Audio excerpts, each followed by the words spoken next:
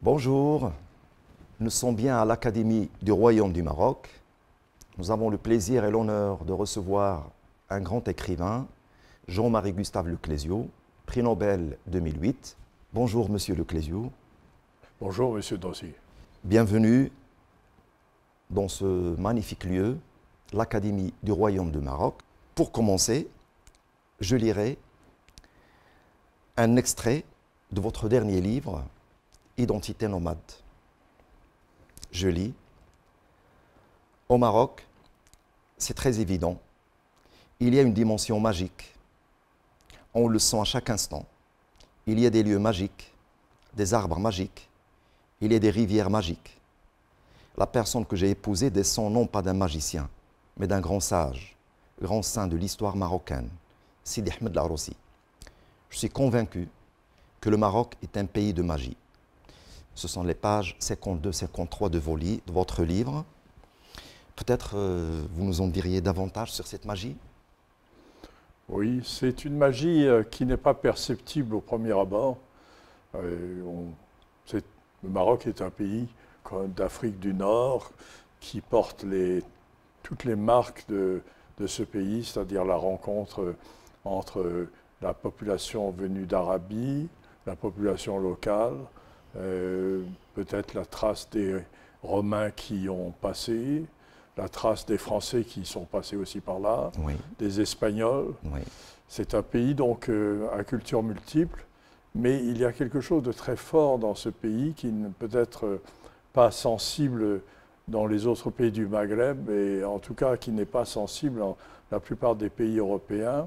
C'est ce sentiment que l'on a qu'il y a deux réalités. Il y a celle que vous voyez avec vos yeux, au milieu de laquelle vous bougez, vous vivez. Et puis il y a une autre, peut-être, je dirais nocturne, quelque chose qui s'apparente justement à la magie, qui, comme on sait, est un domaine de la nuit, le domaine du secret. Et ça, c'est plus difficile à percevoir. Ça vient plus lentement. On découvre ça petit à petit, au fur et à mesure qu'on rencontre les personnes qui habitent dans ce pays, mais aussi au fur et à mesure qu'on côtoie ce pays. Par exemple, pour venir ici à l'Académie, on roule sur une route qui ressemble un peu à une route américaine. Oui. La route des Aers a quelque chose d'américain. Oui. Et tout à coup, sur le côté, on voit deux cigognes perchées sur un nid qui a l'air un nid un peu artificiel. Oui.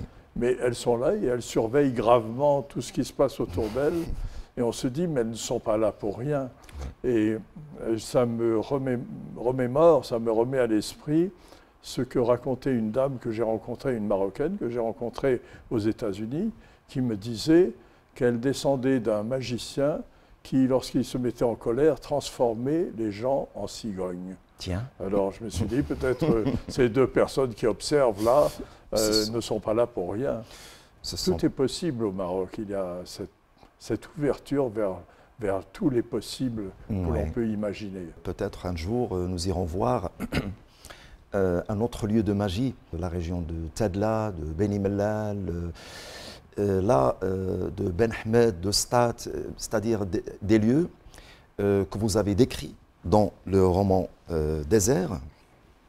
Ma deuxième question, c'est le Maroc, avec sa diversité culturelle et ses paysages, a-t-il influencé la construction de certains de vos personnages ou celle de certains de vos récits?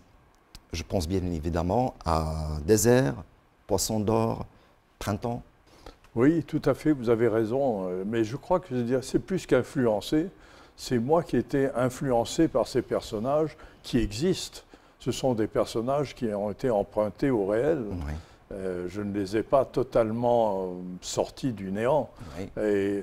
Et donc, c'est la part que le Maroc m'a apportée, en grande partie grâce à mon épouse, Jmia, qui est marocaine, née à Rabat, issue d'une longue histoire qui est rattachée à la saga Al-Hamra. Oui. Et donc, ces personnages que j'ai créés, ils se sont imposés à moi. Ce n'est pas moi je ne suis pas allé les sortir de rien. Ils sont venus et ils ont frappé à ma porte et ils ont demandé parole. Et donc j'ai été l'intermédiaire entre le public et eux, en utilisant la langue française qui est ma langue. Mais ils se sont exprimés dans d'autres langues et ils ont apporté leur culture, ils ont apporté leur histoire. Et donc ils se sont vraiment imposés comme des personnages réels. C'est moi qui suis sous influence. Mais c'est vrai que quand on lit votre œuvre, surtout au désert, là on sent que vraiment les personnages changent par rapport aux premières, c'est-à-dire par rapport au roman des années 70. Alors là, c'est ma question, est-ce qu'on peut dire qu'il y a un Jean-Marie Gustave Leclésio avant Désert et un Jean-Marie Gustave Leclésio après Désert? Il y en avait même un avant tout ça, quand j'avais à peu près 12-13 ans. Mon père, qui revenait d'Afrique, qui était médecin au Nigeria, a voulu emmener sa famille, donc ma mère, mon frère et moi-même. Nous sommes allés faire un voyage au Maroc.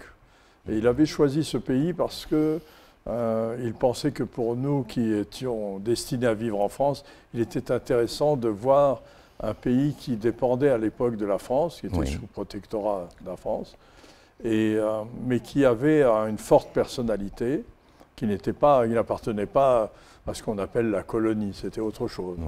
Et donc il nous a invités à venir visiter ce pays. Nous sommes arrivés à Tanger en bateau. Là, nous avons pris des bus et nous avons voyagé dans des bus populaires. Nous n'avons pas fait un circuit touristique, c'était un circuit plutôt de reconnaissance, de prise de contact. Et donc, à l'occasion de ce voyage, j'ai écrit un roman. J'avais 13 ans. Et ce roman s'appelait Le Cheikh. Et j'ai imaginé que ces gens que je voyais avaient comme exemple moral un cheikh qui était libre et qui voulait reconquérir la liberté qu'ils les avaient perdue. Parce que la présence française avait ôté la liberté aux Marocains. J'ai écrit ce roman qui était un roman anticolonialiste et très enfantin parce que c'était des combats, c'était des grands moments historiques. Mais je ne les avais pas situés du tout dans l'endroit où j'ai situé ensuite Désert, mais ça a précédé tout ce que j'ai écrit. Et je voulais écrire des romans d'aventure, en fait. Et pendant une certaine période de ma vie, j'ai laissé ce côté aventureux et j'ai cherché plutôt à décrire le monde industriel, violent, dans lequel je souffrais, je crois. Avec toujours en arrière-plan cette mémoire de l'Afrique, du Nigeria où j'avais vécu, et de ce pays extraordinaire qui était le Maroc dans les années 50. Et donc, j'ai été d'abord un écrivain de l'aventure avant d'être un écrivain de l'introspection et de redevenir, d'une certaine façon, plus tard, un écrivain de l'aventure. Et peut-être pour moi, c'est la première fois que j'entends parler de ce récit, Le Cheikh. Et ce qui me surprend, c'est que c'était peut-être déjà une prophétie de ce qui allait venir après, c'est-à-dire du roman Désert et de tout ce qui suit. Je ne sais pas. Oui, à cette époque-là, on n'imaginait pas que tous les événements qui allaient se passer, l'insurrection en Afrique, d'une façon générale, en Indochine, en Afrique, et puis après, évidemment, au Maroc, l'insurrection contre la présence des étrangers qui dirigeaient le pays. La substitution qui a dû se faire à un certain moment des anciens dirigeants qui eux-mêmes s'étaient substitués aux authentiques, aux véritables dirigeants.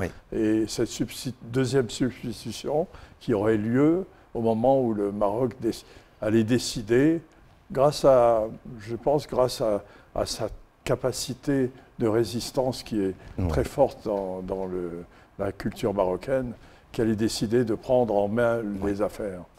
Toujours dans ce sens-là, cette magie spirituelle des hommes bleus et de l'Allah, entre autres, a fait dire à Abdeljelil Al-Hajomri, je le cite, « Si j'avais une traduction à faire, je choisirais, dans la riche production de Leclésio, son roman Désert, qui, par sa densité émouvante et son ampleur, ne pouvait laisser indifférent tout lecteur attentif aux fluctuations de la représentation marocaine dans la littérature française. » Qu'en pensez-vous de ce vœu de traduction? C'est-à-dire, souhaiteriez-vous voir un jour traduire vos récits en langue arabe? Pas, vous avez l'idée, par exemple, enfin, vous savez que Mohamed Berrada a pu traduire Printemps et autres saisons en langue arabe. Oui, oui, oui, j'en suis très reconnaissant à M. Berrada. C'est quelqu'un que j'ai beaucoup apprécié et que j'ai eu l'occasion de rencontrer, de connaître. Et je pense qu'il y a quelque chose d'important dans la traduction, c'est la rencontre. Oui. La rencontre entre le traducteur et la personne qu'il ou elle traduit. Et j'ai toujours en mémoire ce qu'une indienne américaine a dit lors d'une rencontre qui a eu lieu en Oklahoma, aux États-Unis, au sujet de la traduction. Elle n'osait pas parler, c'était d'une dame assez âgée, une indienne des saints tribus civilisées, c'était comme ça qu'ils les appelaient aux États-Unis. Elle appartenait à la tribu Mohawk. Et elle a fait passer un papier au panel qui parlait de la traduction. Sur le papier, elle avait écrit « Est-ce que le traducteur ne doit pas mettre sa traduction au pied de celui ou de celle qu'il traduit ?» Ah, d'accord.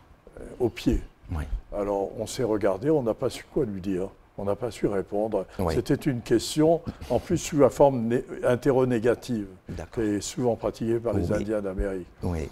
Mais à la réflexion, sa question était très importante et on a eu tort de ne pas lui répondre. Elle demandait, est-ce que la traduction ne doit pas être un acte d'amour et de rencontre? Justement. Et la réponse était certainement. Sans cela, même si on ne parle pas nécessairement de la traduction industrielle, mais la traduction littéraire, elle implique un amour, elle implique de rencontrer ou de détester, à la limite, une passion. Il faut quelque chose qui motive la traduction. Donc, pour moi, c'est très important d'être traduit parce que c'est la rencontre avec quelqu'un, avec le traducteur ou la traductrice qui fait ce travail. Et donc, ça, c'est un moment que j'apprécie particulièrement. La langue arabe est une langue difficile. C'est une langue très ancienne qui a en elle un bagage culturel considérable. C'est très difficile de faire passer ce bagage dans la traduction et il faut un transfert, il faut un changement d'identité, mais non seulement du traducteur, mais de la personne qui est traduite aussi. Il y a une espèce d'osmose qui se produit. Justement. Donc c'est une expérience unique dans la vie. Parlons justement de ce pouvoir de la littérature. Quand on lit votre œuvre, à partir du procès-verbal, bien sûr votre premier roman, on découvre qu'il y a une grande réflexion sur la littérature, sur le langage, sur les mots, sur le pouvoir des mots, le pouvoir du livre aussi, lu. Et j'étais agréablement surpris par un personnage dont on ne parle pas beaucoup de votre œuvre, c'est Daniel. Le personnage j'appellerais Comte, parce qu'il en a la forme, celui qui n'avait jamais vu la mer. Là, le narrateur nous dit que Daniel a lu un seul livre de sa vie, l'histoire de Sindbad, mais il avait un gros livre, et un grand livre. Moi, j'ai imaginé les 1001 nuits. Et lorsqu'il a lu ce livre, un jour, il est parti. Vous-même, vous dites ailleurs, ces entretiens avec Jean-Louis Hésine, que c'était le livre d'Artaud, les Tarahumaras, qui vous a poussé à aller découvrir le Mexique. Donc, quel est le pouvoir de la littérature? Oui, pouvoir d'influence, oui. Mais on parlait tout à l'heure de la magie du Maroc, de la magie de ce pays qui est le pays des contes. La vérité, c'est que le Maroc est un pays où la littérature est plus grande que les livres. On a le sentiment que presque tous les Marocains sont des conteurs. Il suffit d'aller sur la place de Jmal Fna pour les voir au travail, mais je crois que c'est une vérité, c'est que peut-être est-ce dû à la langue arabe, qui est une langue sonore, une langue qui frappe l'oreille et ensuite frappe le cœur et l'imagination, ou peut-être est-ce dû à la tradition. Et en tout cas, il y a cette capacité au Maroc et peut-être davantage en Afrique qu'en Europe, de créer raconter des histoires, de faire de quelque chose qu'on a vécu une histoire, Oui. un conte.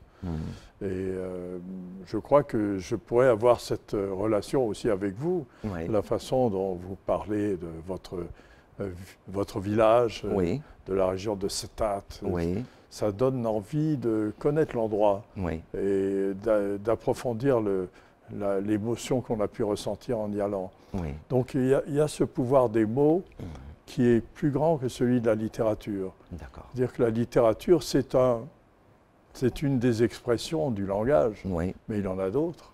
Et il en a d'autres dans les formes quotidiennes, dans la capacité donc de faire d'une histoire banale un conte, mais aussi dans la capacité de raconter des histoires de voisinage de telle sorte qu'elles deviennent aussi la source d'imagination, d'émotion, de partage. Les conversations qui se tiennent sur le pas des portes, d'une maison à l'autre, d'une famille à l'autre, les légendes familiales. Tout ça, je crois que c'est très important dans un pays comme le Maroc, parce que c'est un pays traditionnel, mais aussi parce que le véhicule de la langue arabe, qui est un véhicule littéraire par excellence, le favorise. Donc, et bien que je crois que les Mille et une nuits appartiennent à une autre sphère, plutôt la sphère persane, c'est ce qu'on dit, ça vient plutôt de la Perse. Mais peut-être qu'ils ont en commun, les Persans de l'époque et les Arabes avaient la même passion pour le langage et pour la liberté que donne le langage. J'ai lu quelque part, je ne sais pas si c'est vrai, que Shahrazad, ça veut dire celle qui s'est libérée. Elle se libère en racontant des contes, elle se libère de l'emprise de ce mari cruel qui risque de la mettre à mort, mais elle se libère aussi du rôle de soumission qu'ont les femmes très souvent dans les sociétés traditionnelles. Justement. Et elle n'est pas traditionnelle, elle raconte des histoires qui sont souvent assez brutales et assez libres. Voilà, assez libres. Et c'est grâce à la parole qu'elle s'est libérée du pouvoir de cet homme. Parce que, justement, la parole sauve de la mort. Bon, ça c'est la grande leçon. Et les Mille et une nuits auxquelles j'ai eu accès grâce à la traduction de Galland, qui est une traduction un peu amoindrie, enfin, rendue plus correcte, on va dire, que le livre original. C'était un de mes livres de chevet. J'aimais lire ce livre. Voilà. Je me suis plongé dans ces histoires, extraordinaires histoires, histoires dans lesquelles les femmes se déguisent en hommes pour pouvoir vivre une vie plus libre et pour pouvoir une fois retrouver l'amant qu'elles ont perdu. Justement. Une histoire dans laquelle il y a la cruauté, la méchanceté foncière des humains, la jalousie, mais aussi le pouvoir de sauver les autres, de les libérer. Donc c'était un livre étonnant. Et puis on pouvait voyager. On voyageait non pas seulement sur un tapis magique, mais on voyageait par le pouvoir des mots et par le pouvoir de l'imaginaire. Voilà, nous allons parler encore une fois de ce pouvoir de littérature. Et justement, je reviens à cette nouvelle ou à ce conte, ce texte de toute façon. Celui qui n'avait jamais vu la mer, dont le personnage principal, Daniel, d'ailleurs que vous comparez à Sindbad, n'a lu de toute sa vie qu'un seul livre. Et j'imagine, c'est Les Mille et une nuits. Donc, un jour, il a tout laissé derrière lui pour aller voyager très loin. Est-ce le pouvoir de la lecture? Oui, je crois que c'est très important, en particulier pour la jeunesse, pour les enfants et les adolescents, c'est de découvrir le monde à travers les livres avant de le découvrir de ses propres yeux. C'est important parce que je pense que les livres qui racontent des pays, qui racontent des sociétés, sont des livres qui vous font entrer dans le cœur même d'une culture, d'une civilisation, d'une histoire. Et autrement, ça serait du tourisme. Et le tourisme est tout à fait méprisable. Quelque chose que je n'aime pas. Et donc, effectivement, moi, j'ai lu Les Mille et une nuits quand j'étais enfant. Ça a été mon livre de chevet. Et j'ai découvert par la suite que c'était un livre qui n'avait pas une origine strictement arabe, que c'était un livre dont l'origine était plutôt persane. Et on explique le nom de Shahrazad comme celle qui est libre, la femme qui est libre. Oui. Et et je crois que c'est un bon exemple de ces contes qui donnent le sentiment que la liberté peut être acquise par le conte. C'est le conte qui vous rend libre. Ouais. Dans l'histoire des Mille et une nuits, c'est impérieux de continuer à raconter, parce que sinon, Shahrazad va perdre la vie. Mais même dans la vie, c'est important de continuer à lire des livres, à entrer dans ce monde. Et le monde arabe, comme le monde persan et peut-être le monde indien de l'Inde, ce sont des cultures qui ont valorisé le conte comme élément important de la formation d'un caractère. Le conte qui vous aide à devenir ce que vous êtes. Et découvrir la mer, c'est aussi se découvrir soi-même. Donc c'est pour ça que j'ai bien aimé marquer ce lien entre Daniel et Sindbad. Vous dites que dans les entretiens avec Jean-Louis Hésine, que c'était le livre d'Artaud, Les Tarahumaras, qui vous a inspiré cette idée d'aller découvrir le Mexique. Donc c'est grâce à un livre aussi? Oui, c'est vrai. La description qui est assez fantaisiste que Artaud fait de la Sierra Tarahumara au Mexique m'a donné envie d'aller vérifier sur place. Et j'ai parlé à des gens et ils se souvenaient d'Artaud. Parce qu'on a beaucoup dit, Artaud n'est pas allé là. Il fumait de l'opium, peut-être il a imaginé qu'il était allé, il n'y est pas allé. Mais s'il a laissé un souvenir, c'est les gens de la population qui datent de cette époque-là. Ils se souvenaient de lui. Et donc, quand on commence, on aborde cet univers-là par la lecture, tout de suite, on s'adresse au cœur même de cette culture. On s'adresse à quelque chose qui est très important, qui est de l'ordre de la passion, de l'ordre des sentiments puissants, de l'ordre de la religion, des légendes, de la magie. Vous avez dit dans l'Extase matérielle, page 124, toute littérature n'est que le pastiche d'une autre littérature. Pas toujours littérature écrite, orale, conte, mythe, légende. Oui, je crois beaucoup à ces diverses dimensions de la littérature. Je crois que la littérature, malgré le nom qui la désigne dans la langue française, ce ne sont pas seulement les lettres qu'on écrit, c'est l'esprit. Derrière les lettres, il y a l'esprit, c'est l'esprit qui imprègne les conteurs. Et pour cela, je crois que le Maroc, peut-être le Maghreb, en tout cas le Maroc définitivement, et peut-être certains pays de la Méditerranée, donnent l'exemple d'une littérature orale très, très puissante, très importante. Je crois qu'au Maroc, c'est très important, tout ce que l'on raconte est très important, que c'est une dimension quotidienne.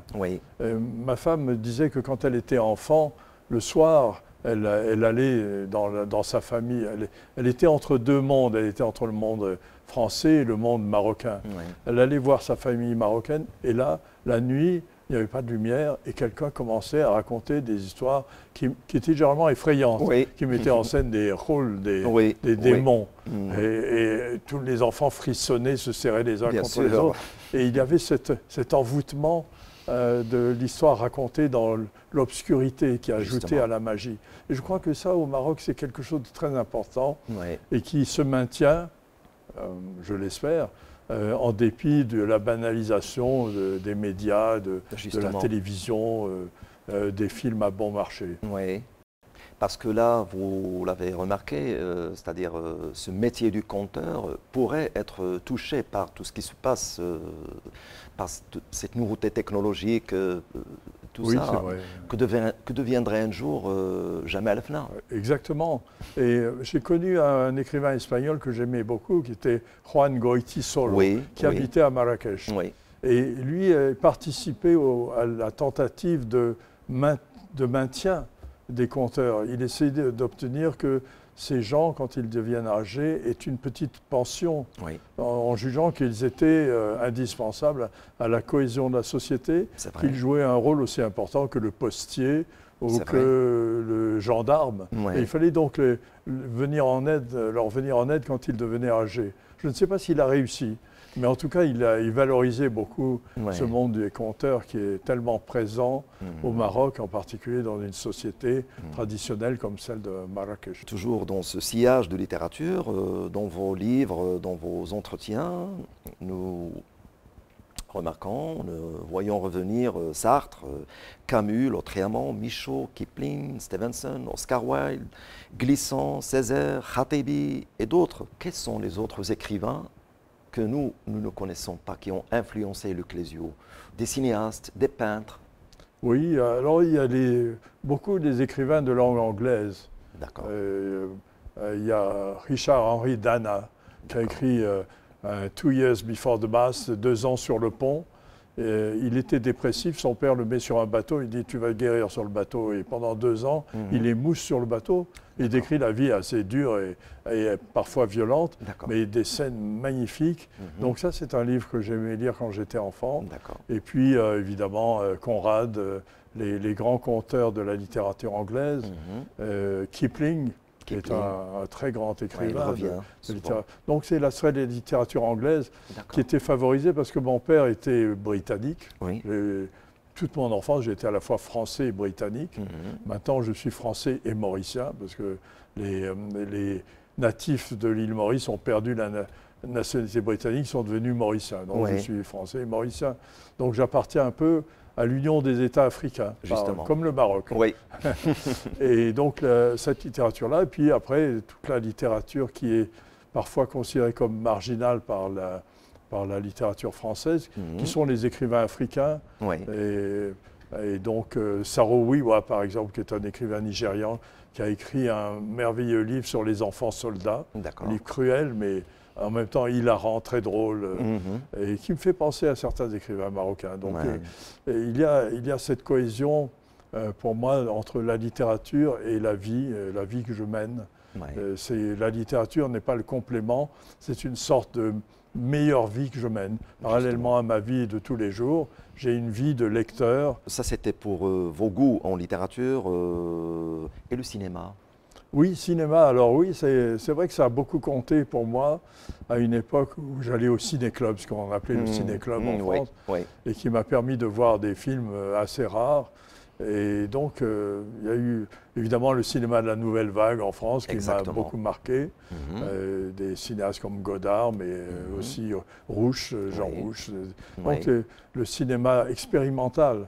Mais également, quelquefois, les mauvais films vous apportent aussi quelque chose. Et je pense pas parce que je parle de mauvais films, mais je pense à l'importance du cinéma sur le continent africain. En Égypte, par exemple, le cinéma égyptien est extrêmement important. Le cinéma nigérian, très important.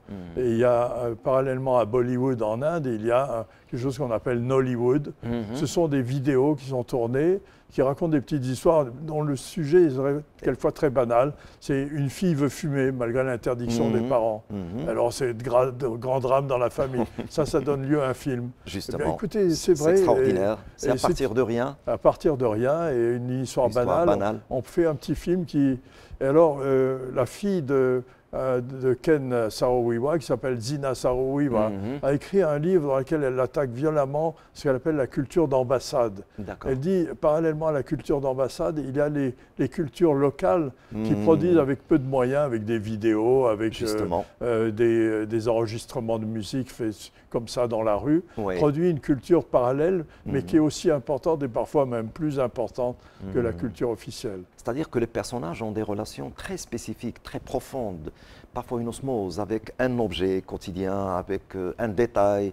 Oui, c'est l'époque où j'étais sous l'influence, je pense à la fois de Sartre, qui parle beaucoup de l'acte de fumer, enfin qui est sans cesse en rapport avec la réalité quotidienne, et qui la transcende et qui la transforme en élément de sa propre philosophie, mais aussi au cinéma vérité, ce qu'on appelait le cinéma vérité, Ruspoli, Rouche, Reichenbach, qui filmait la vie quotidienne, l'a monté avec un petit peu peut-être d'astuce parfois.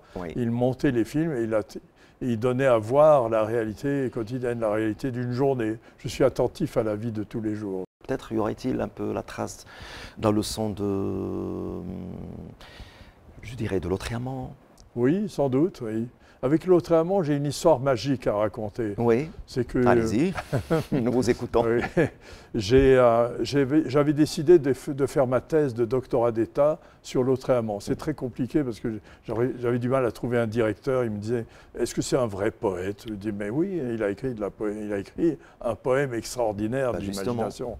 Il disait, oui, mais on dirait que c'est un peu truqué. Je lui dis, mais les trucs font partie aussi de la poésie. Bon, bref, je commence ma recherche sur Lautréamont. Pendant à peu près 10 ans. J'ai accumulé des documents. Quand même. J'ai même trouvé des inédits de Ducasse. Oui, Ducasse.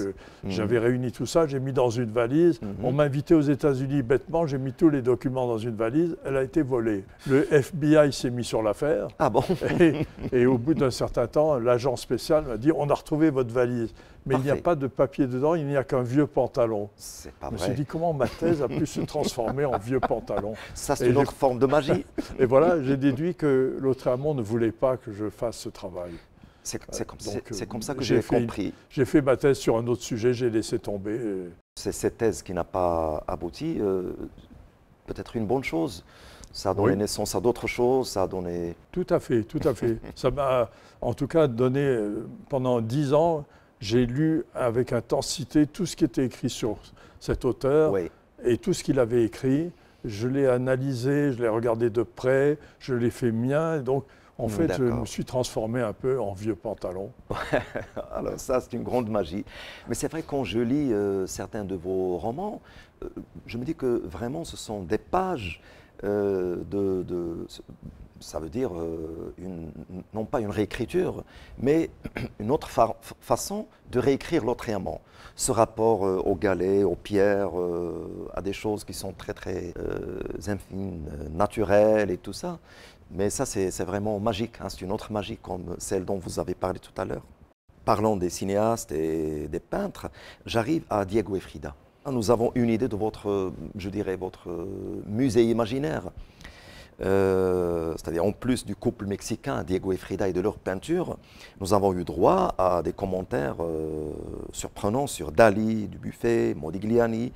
Et au cours de ma thèse, j'ai associé le personnage, la jeune dame Mao, couchée lors d'une journée étouffante de chaleur, à un nu féminin couché sur un coussin blanc de Modigliani. Mais je vois très bien le tableau, je connais le tableau, je le vois très bien. Oui, il y a quelque chose de tellement violent et tellement vrai, tellement sincère dans la nudité de ce tableau, la nudité de cette femme. Oui. Il a fait toute une série de nus qui étaient à l'époque très choquants, qui choquaient beaucoup le public ordinaire. Mais ce qu'il montrait était quelque chose de très pur, de très fort. C'était la confiance qu'il avait dans les femmes. Modigliani a passé sa vie avec Jeanne Hébuterne, qui était une femme qu'il aimait passionnément. Et quand lui-même est décédé de la tuberculose, Jeanne Hébuterne, qui était malade elle aussi de la tuberculose, ne lui a pas survécu très longtemps. Et elle s'est suicidée pour ne pas vivre plus longtemps séparée de Modigliani. Et il y avait dans ce... Jeanne Hébuterne a été peinte plusieurs fois par Modigliani, mais à chaque fois que Modigliani peignait une femme, c'était une sorte d'éternel féminin qui serait apporté à la fois à Jeanne Hébuterne et à l'idée qu'il avait de la femme comme d'un être presque surnaturel. Pendant longtemps, j'ai voulu être peintre. Et pour moi, le modèle, c'était Modigliani. Et je me disais, mais Modigliani ne peignait pas les prunelles des yeux. Les yeux étaient toujours présentés comme une fenêtre ouverte sur un espace inconnu. C'est vrai, oui. Et je me suis dit, qu'est-ce que je peux faire qui reprendrait cette idée? Donc, je peignais des êtres, des hommes, des femmes, sans la tête. Et il leur manquait à chaque fois la tête, parce que la tête était le siège de l'intellect, et je voulais montrer simplement l'être humain dans sa nudité. Bon, heureusement, j'ai laissé tomber la carrière de peintre, parce que je crois que ça n'aurait rien donné. Parlant de vos rapports à l'art et à la peinture, je dirais qu'on pourrait penser à des tableaux de Modigliani dans votre œuvre. On voit là peut-être des échos de certains tableaux des nus couchés sur coussins blancs ou d'autres tableaux. J'ai pensé à Onitsha, qu'en dites-vous? Oui, oui, c'est vrai. Et il y a un tableau qui m'émeut particulièrement de Modigliani. Il a fait un séjour à Cagnes-sur-Mer, dans le sud de la France. Il a habité dans une espèce de ruine qu'on lui prêtait. D'accord. Et il a peint cette ruine, il a fait ce tableau. Il n'y a pas de personnage. Oui. C'est juste une vieille maison, un arbre penché sur la vieille maison. Et c'est, je crois, le seul tableau qu'il a fait qui représente un paysage. Oui. Et je suis allé à la recherche de cette maison. D'accord. J'ai marché dans la broussaille parce que tout ça maintenant est envahi par le bush. D'accord. Et j'ai retrouvé la maison et j'ai eu une grande émotion. C'est là qu'habitait Modigliani. Ah, d'accord. Modigliani, c'était pour moi quelqu'un, c'était comme un dieu, c'était quelqu'un, je croyais beaucoup à ce qu'il avait dit. Sa vie a été extraordinaire, c'est une vie brûlée. Oui. Il était alcoolique, il souffrait de la tuberculose, mais il y a eu quelque chose d'important dans sa vie, c'est la passion qu'il avait pour Jeanne Hébuterne, qu'il a peinte très souvent dans des tableaux qui représentent des nus, dont un qui représente un corps nu confondu avec le ciel nocturne. D'accord. C'est un tableau extrêmement émouvant. D'accord. Donc j'ai rêvé d'être Modigliani, vous avez raison. Bon, alors là, parce qu'on trouve dans ce que vous avez dit, dans L'inconnu sur la Terre, là vous mêlez, parfois vous associez quelques graffitis, un dessin même de vous-même, donc là on sent qu'il y avait peut-être une nostalgie d'une période d'un dessinateur ou quelque chose comme ça. Pour finir, donc je reviens à Identité nomade, où vous citez des auteurs marocains. Driss Cheraibi, Mohamed Khaireddine, Driss Jaïdan, Mahi Bin, etc. Quel est votre rapport à la littérature marocaine, d'expression arabe ou française? La littérature marocaine est très riche et très diversifiée. Là, tous les noms que vous venez de donner, ce sont des noms à la fois d'écrivains qui ont été assez tragiques, qui ont une vie quelquefois violente, intense, et d'autres qui ont écrit des livres assez drôles comme Driss Jaïdan, qui a écrit cette histoire de Moïse transposée à Casablanca. C'est un livre merveilleux à lire. C'est une fable tout à fait étonnante. Donc il y a cette capacité d'embrasser des thèmes très différents, mais il y a en commun le goût pour le langage, le goût pour inventer des histoires. Et on revient à ce que vous disiez tout à l'heure sur le conte, ce rapport qu'il y a au Maroc entre la littérature orale et la littérature écrite. Et on sent la présence de la littérature orale constamment. Et chez Mahi Bin, par exemple, aussi, c'est très important. Quand il parle de son père qui était un amuseur, le fou du roi, c'est aussi un conteur. Et il raconte des histoires. Et donc ça, c'est quelque chose, je crois, de salvateur pour la littérature. La littérature marocaine d'expression française sauvera la littérature française d'expression nationale. D'accord, alors là c'est très fort ce que vous dites et franchement c'était un plaisir de vous écouter, d'échanger avec vous et nous vous remercions sincèrement et c'est comme ça que prend fin cet instant académique avec Jean-Marie Gustave Leclésio. Que nous souhaitons recevoir une autre fois, un autre jour, ici à l'Académie, pour parler d'autres choses, d'autres livres. Voilà. Merci Jean-Marie Gustave Leclésio. Merci à Zedine Nozi. C'était un plaisir de vous rencontrer. Après avoir communiqué longtemps par les mots, nous rencontrons et j'espère qu'il y aura d'autres rencontres, et notamment ici dans ce site tellement extraordinaire de l'Académie marocaine, qui reprend l'idée et l'invention d'Aristote, l'invention d'une académie, un jardin dans lequel on échangerait et parfois on se disputerait. Merci à vous et à une autre fois. À bientôt. À bientôt. Inch'Allah. Inch'Allah.